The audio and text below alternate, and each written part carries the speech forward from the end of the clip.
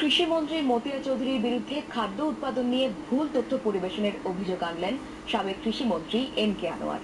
তিনি প্রশ্ন রাখেন, এ ধরনের প্রচারণায় জাতির কি লাভ হচ্ছে। জবাবে মতিয়া চৌধুরী বলেন, জোট আমলের দুর্নীতির কথা ভুলে যায়নি এদেশের জনগণ। বিস্তারিত তার আত্মামনের রিপোর্টে।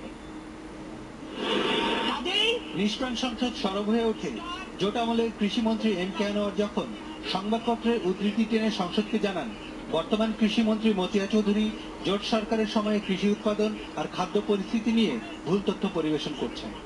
এম কে আনোয়ার বলেন, তার সময়ে খাদ্য উৎপাদন বেড়েছে, চালের দামও ছিল সবার নাগালে।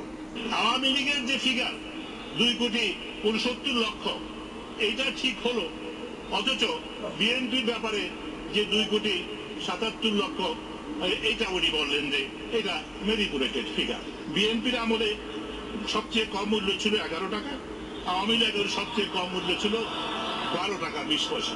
91-96 থেকে আওয়ামী লীগের আমলে মূল্য বৃদ্ধি হয়েছে অ্যাভারেজ 14.12%, এবং আওয়ামী লীগের সময় থেকে আবার বিএনপির আমলে মূল্য বৃদ্ধি হয়েছে 14.02%। এগুলো এই বইয়ের তথ্য মাননীয় স্পিকার, ইনি একটি তথ্য কন্ট্রাডিক্ট করেন নাই। জবাবে মতিয়া চৌধুরী পরিসংখ্যানের বিতর্কে না গিয়ে বলেন, কোন সময় সবচেয়ে বেশি দুর্নীতি হয়েছে তা জানে এদেশের জনগণ।